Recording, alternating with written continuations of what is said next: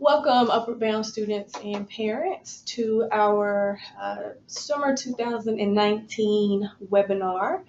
This offers an opportunity for students and parents who are curious about what we are going to provide for students over the summer, an opportunity to really sort of get an in-depth preview of what we're going to be offering this summer.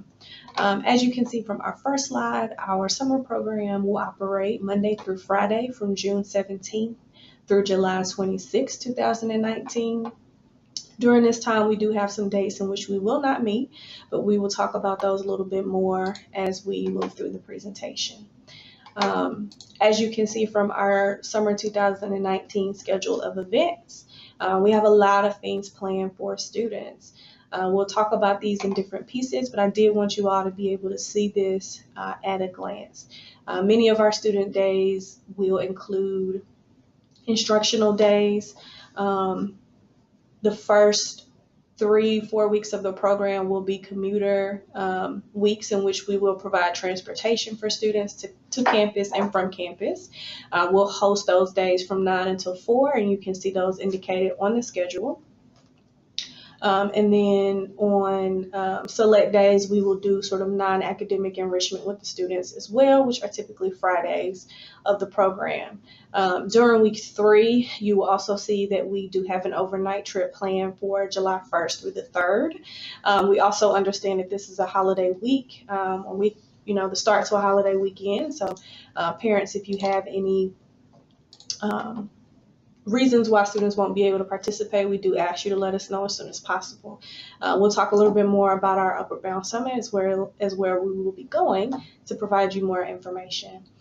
Week 5 of our program, July 15th through 19th, will be our residential week, where students will reside in a residence hall on the campus of UNC-Chapel Hill.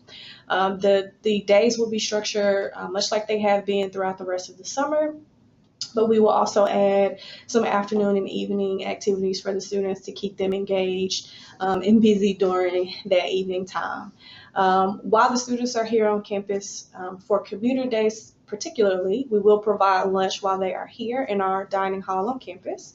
Students can also bring their own lunch if they would like to, but a buffet option will be presented to students. On days when we do overnight trips that require us to travel with the students, we will provide all meals, lodging, and transportation at no cost for students. And then during our residential week, we will also provide breakfast, lunch, and dinner while students are here on campus. In addition to that Friday afternoon, we will also host our award ceremony and research symposium, and we'll talk a little bit about what that is as well. During week 6 of the program, we will travel to Washington, D.C. for a week of college tours, cultural enrichment activities, and other things that we will be doing with the students during that week. So we will talk about that a little bit more. All of our students during the summer receive very similar services. They will receive SAT test preparation to help them prepare for that administration. They will receive a college prep seminar that provides them information that's relevant to their cohort of students. We will provide opportunities for career exploration as well, and provide an opportunity for students to be able to explore some things that they may not have been aware of. We are partnering with the Ronald E. McNair, Research. Ronald E. McNair Post-Baccalaureate Achievement Program to bring the students a group-based research course where they will interact with McNair scholars in creation and formulation of their research projects that they will present during our residential week. Additionally, we'll offer all students opportunities for leadership development at different stages of our program. Every student is going to be responsible for developing and presenting a summer research project during our symposium in July. Seniors will have to do oral presentations, and rising 10th and 11th graders will be responsible for poster board presentations. In addition to those things that all students will receive, we also have some particular things that we're going to be providing to the different cohorts. So I didn't mention this previously, but our summer program is specifically for rising 10th, 11th, and 12th graders who are in our program. And so the 10th and 11th graders will also receive academic enrichment in their core classes. So typically math, science, English, foreign language, and we may be adding a social studies class to that. They will also partake in a seminar called Thrive Seminar, which is a class taught by undergraduate students to help our Upward Bound students really hear from current college students about their challenges and the ways that they navigated their college experience. It's a great way for the students to bond with our pre-college mentors and really, build in some quality opportunities for the students to connect. We do have homework assignments that are a part of our classes, and all scholars are expected to complete their activities. We are aware that sometimes students are taking AP classes that may require them to have activities over the summer. We certainly ask that those parents and students make us aware when they know, so that we can be sensitive to that as they are navigating their academic classes. For our rising 12th graders, they have something that is very different in that they will be participating in a senior seminar course. The purpose of this course is really to help our seniors get their college application materials finalized and ready to submit in the fall semester. Over the summer, students will have an opportunity to complete one personal statement. They will emerge with a finalized college list and a sense of what the application timeline is going to look like for the fall, a completed resume, and we are also going to build in ample opportunity to talk about financial aid and scholarships as well. So it really is a prime time for our 12th graders, and it really is a required component for our program. Students who do complete the summer program as rising seniors do feel a sense of preparedness as they navigate that fall semester during the application process. We will have laptops available for scholar use over the summer, so we will be building in opportunities for students to work on and complete their summer assignments. The key to be prepared for summer is to complete the assignments that have been assigned for juniors over the spring semester. Our Upward Bound Summit will be held from July 1st through 3rd. This is an outdoor leadership experience that we host for students at various locations across North Carolina, Virginia, and South Carolina. This year, we are fortunate to be able to take our students to Atlantic Beach, North Carolina, where they will have a 3-day, 2-night outdoor leadership experience. In addition to some outdoor leadership things that we'll be doing with the students, where they have to engage with other students, sort of skills building and problem solving, and utilize those skills to really sort of increase confidence and student communication with one another. In addition to that, we will also visit an area college or university, and we will give students more details on that. We will provide transportation, lodging, and meals for students during the trip, but students will need to bring linen, so a pillow, comforter, blanket, and toiletries for that trip.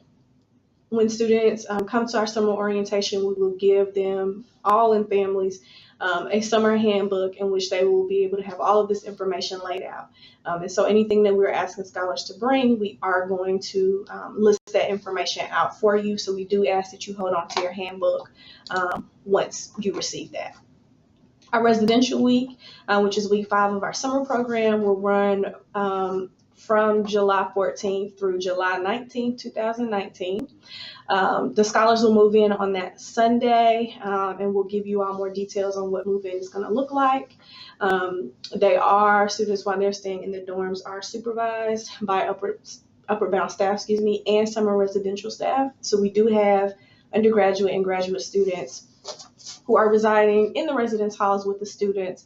Those individuals are only employed if they're able to pass a criminal background check and do receive training around how to navigate emergency situations and just everything that they need to create a safe environment for students. Breakfast, lunch, and dinner will be provided for scholars during the week in our residence hall and in a combination of other events and activities that we'll do with the students. They can plan on having a very similar schedule during the day, where they will have opportunities for academic enrichment, And then we will have scheduled activities after dinner. In the past, we have had our Upward Bound talent show, a trivia night, karaoke night, just things to keep the students engaged. And we certainly do invite our parents to attend our activities. That Friday, as I mentioned, we will have our research symposium and summer award ceremony. It will tentatively run from 1 to 6 p.m. Move out will be immediately following in the residence hall, so we will ensure that prior to our research symposium and award ceremony, all of our scholars are packed up and ready to move out once we end our day. We do ask that all students be out of the dorms by 7 p.m. And so we'll provide more information about that as we move forth in the program. I didn't mention this about the summit, but July 4th holiday is a Thursday once we return back from the summit, and we will not host a summer program session on that date. We will resume back on Friday, July 5th, and we'll have some activities for the students to do on that day. Our Washington, D.C. College Tour is our capstone trip for our students this summer. Scholars who fulfill all of the program requirements will be rewarded with the opportunity to travel to Washington, D.C. for the week. I do want to really stress to our parents and our students that our D.C. College Tour is a reward for students who are completing all of their assignments, who are engaged and attending regularly, and otherwise making the most of their summer. So I want to be very clear to students on the front end that we do expect that students will do what is necessary and what they need to do to reserve their seat on that trip. While we're in that area, there are a number of colleges and universities that we could potentially have students tour. And so as we approach the summer and get a sense of what the summer visit schedules will look like at the colleges and universities that are in Washington, D.C. or in that area, we'll give our parents and students a more detailed itinerary of where we'll be. Again, accommodations, travel, and meals are covered by the UNC Upward Bound program, and we will bus the students to campus. We'll load up on a charter bus, and then we will depart. So more information about that week will be given to students and parents as we move forward. I did want to talk very briefly about the attendance policy because I get a lot of questions from students and parents about this. I want to reiterate just two really quick things. And if you have additional questions, we can certainly talk about unique situations. The summer program is a required component for all eligible students. Our program is a year-round program for students, and as much as we require participation during the academic year, the summer program is required as well. If scholars do have a conflict, they are traveling out of the country, they have classes that they need to make up in order to be on track to graduation, I will ask them to notify Upward Bound staff as soon as they are aware so that we can troubleshoot and sort of work through what participation in the summer program is going to look like. All students are allowed up to 3 absences from the summer program at no penalty. Anything in excess of 3 absences will affect scholar privileges up until not being able to travel, not being able to take part in residential week, and deductions from student stipends. Excessive consecutive absences will result in dismissal from the program. So if students aren't attending and we are not aware of why that student may not be attending, we do reserve the right to dismiss them from the program. Scholars who will miss days due to academic requirements from their high school or other summer programs should contact us again, just so that we have a pulse on what students are doing. So if there are opportunities that students have to visit colleges or universities in the area for overnight trips or summer programs and things like that, we definitely encourage our students to take advantage of that. But we will require that all students will complete assignments that they may miss when they aren't present. We do reserve the right as a program to excuse student absences, and we'll consider those on a case-by-case basis. So if something comes up, a death in the family, something that's out of the student's control, please make sure that if a student is not attending, we are aware of that so that we don't count that against the student. Some additional policies, just really quickly as we kind of get to the end of our presentation, is our cell phone policy. So we do, parents ask for your help in helping us abide by our cell phone policy. We really advise the students and really only allow them to utilize their phones in between classes, at lunch, and during other designated downtimes that we may have. If there's an emergency situation and you need to get in contact with your student, you will have upward bound staff cell phone and office phone numbers, so you can contact us and we can relay the information to the staff who may be working with that student, as not to disrupt the work day. And so students who are not abiding by the cell phone policy, we'll have their electronics confiscated. And if that continues to be an issue, then we will have a conversation with the parent and potentially even send that student home for not following that rule. So I just want you all to kind of be aware of that. Our scholars will be supervised at all times by summer staff. We at UNC-Chapel here, we are on an open campus, meaning we can have any and everybody on campus. You don't have to be a student, staff, or faculty member. And so that presents us with some additional safety concerns that we need to be mindful of. And so we do have staff that will always be on hand with the students, always in a ratio of 1 staff member for every 10 students. And we do ask that scholars also make sure that they are with the group and with upper bound staff members at all times. Just to reiterate, meals and lodging, if you have any concerns about the dietary restrictions or offerings in the dining hall, please let us know. They do have vegetarian options for students who select that, and we can make sure that occurs. When we do travel and do overnight trips, students may bring additional spending money, but it is not required to participate in activities. So if we go to a museum or we do some sort of bowling or movie night, we always cover the students' expenses during that time. Transportation will be provided just like we've provided transportation during our Saturday academies. We do not encourage students to try to park on campus. We cannot assist in trying to set that parking up on campus. It's very expensive, and the lots are not close to where we'll be for the summer. So we do encourage all of our students to utilize the transportation we provide, or have a parent drop them off on campus. The dress code is the summer. It is going to be hot, and we recognize that, but we do require that all of our students abide by our dress code that's listed in the handbook and make sure that they're representing the program positively at all times. At any time during our day, we could come across university staff, college admissions professionals, individuals who may give your students internships or work study opportunities, and we want to make sure that students are always able to present themselves in a positive light.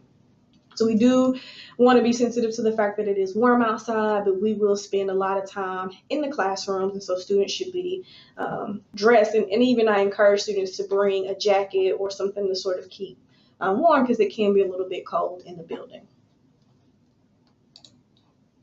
So I tend to get a lot of the same questions around the summer program, and so I'll highlight just a couple of those just to make sure that students and parents that have questions have those questions answered. A lot of students asked if they are able to work and attend the summer program. The answer is yes. By registering to attend, all students are expected to complete all of the components of the summer program.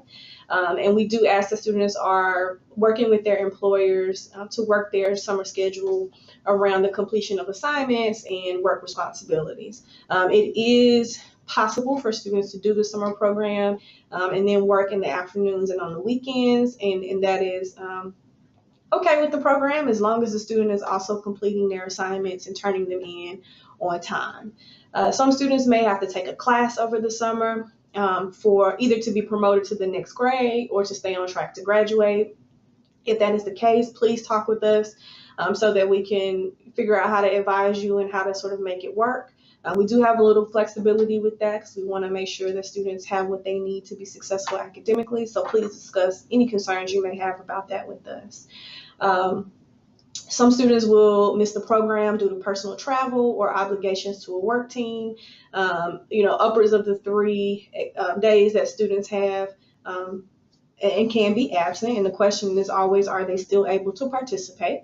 And so I'll say this. So each week of our program really builds on the weeks before. And so when students are missing consecutive days of the program, they may end up considerably behind in their assignments, and this may otherwise impact their ability to participate in the summer program. And so I want parents and students, as you think about your summer, to just sort of be sensitive to that piece. Depending on what's happening, exceptions can be made to that rule, but we reserve the right as program staff to make that determination. Some students are being invited into summer programs at other schools, and I think this is really great. Exposure to college campuses, to majors, to programs and diversity initiatives is a wonderful thing. And if students do decide to apply and they're invited to attend and they decide to, we do ask that you contact us and just let us know what those dates are, and really talk with us about if it is a worthwhile experience. We can kind of give you all some guidance, or if there are other things that you should kind of keep on your radar, we can also let you know that as well.